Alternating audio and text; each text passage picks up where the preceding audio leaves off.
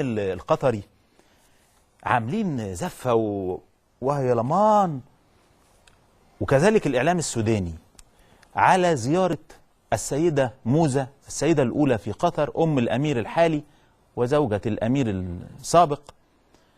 وقال إيه؟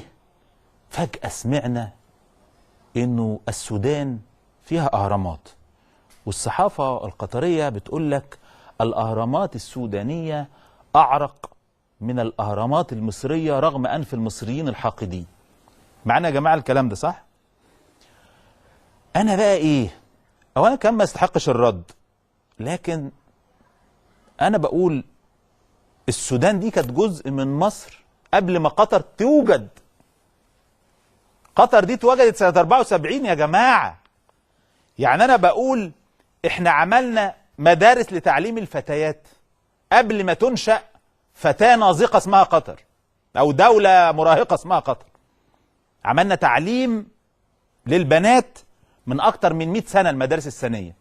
فعندنا قبل ما تبقى وجود في الوجود حاجة اسمها قطر دي قلامة الظفر، على رأي مصطفى الحسيني الله يرحمه، أبو يوسف الحسيني الزميل العزيز، كان يقول لك قطر قلامة ظفر. هاتولي بقى الصور. فالسيدة موزة رايحة السودان، فالإعلام القطري يقول لك ده الأهرامات السودانية أعرق من الإعلام. طبعا كلام رخيص يعني لا يتم الرد عليه، لأنه اللي بيقول ده جاهل أساسا ولا بيعرف يقرأ تاريخ ولا جغرافيا. إنما بقى خلونا نتكلم. أدي الزيارة يا سيدي، قال لك دي الأهرامات، محدش يضحك. والنبي هذه فقرة كوميدية، دي جبنة مثلثات دي جبنة مثلثات فعلا.